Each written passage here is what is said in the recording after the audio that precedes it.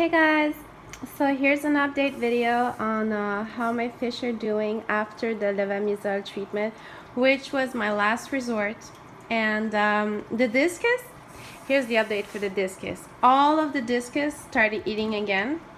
I have to baby them a little bit now. As you can see, I'm using a pipette to feed them. This one was the one that wasn't eating at all. All of their eyes became clear within the first 3 days of treatment, which is I'm super happy about. All the discus are well and all.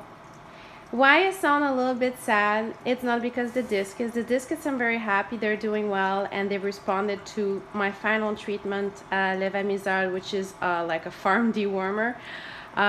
They've answered well to it, but I am somewhat sad. Here I'm doing a water change because I'm gonna try yet another thing on my smaller Tanganyikan tank, in which I have my Congos, but as you can see, most of my Tanganyikans are dead except the daffodils.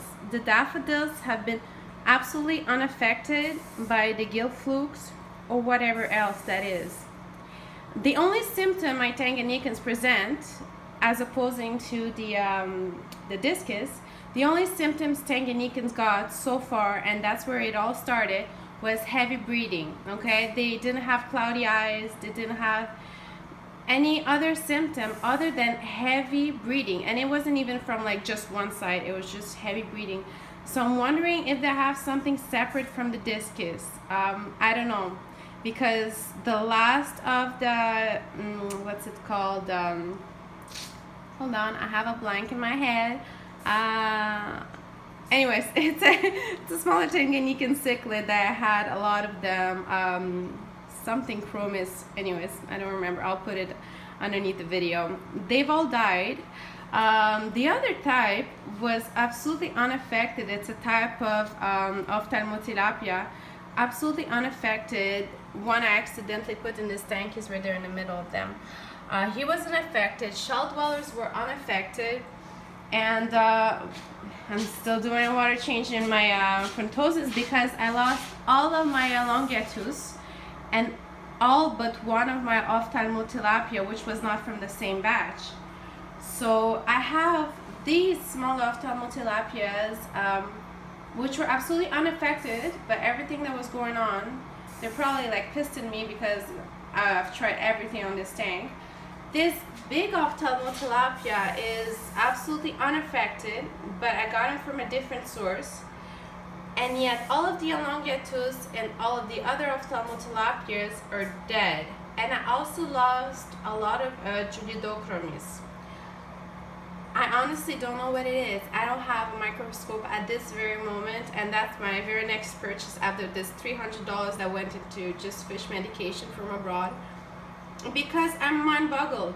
If you have any ideas of what's going on with my Tanganyikans, let me know. The only symptom is for 3 days they start breathing heavier and heavier progressively. None of the dewormers I'm using have worked. I've used potassium permanganate, I've used levamisole, I've used prazipro, praziquantel. Zero effect on whatever they have. So I do believe it is not gill flukes, but perhaps it's something viral. I don't know, maybe it came from the water supply, I don't know. I feel like I'm like the girl of solid gold, like with her goldfish, like mind-boggled, because I've tried everything and the only symptom was heavy breathing, and that's in this very tank that it all began.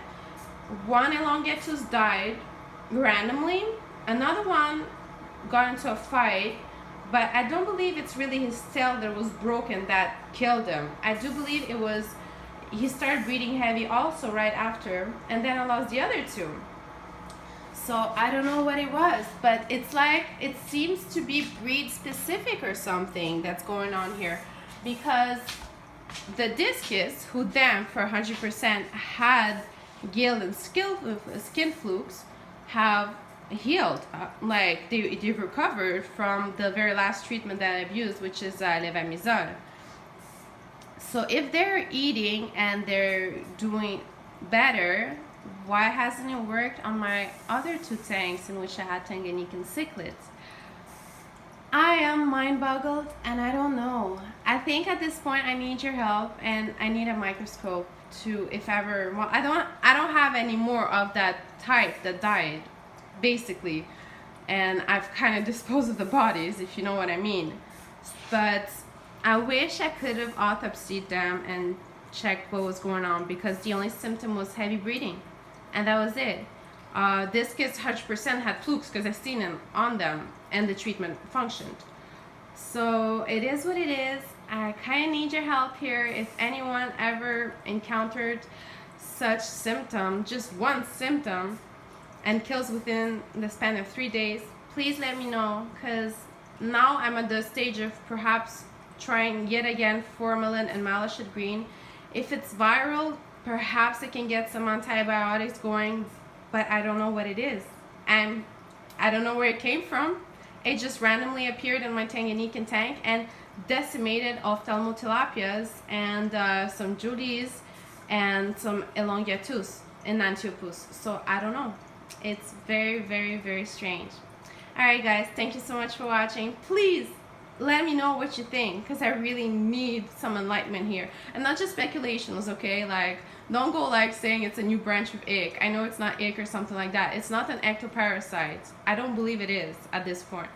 So yeah, thanks so much for watching. Bye bye.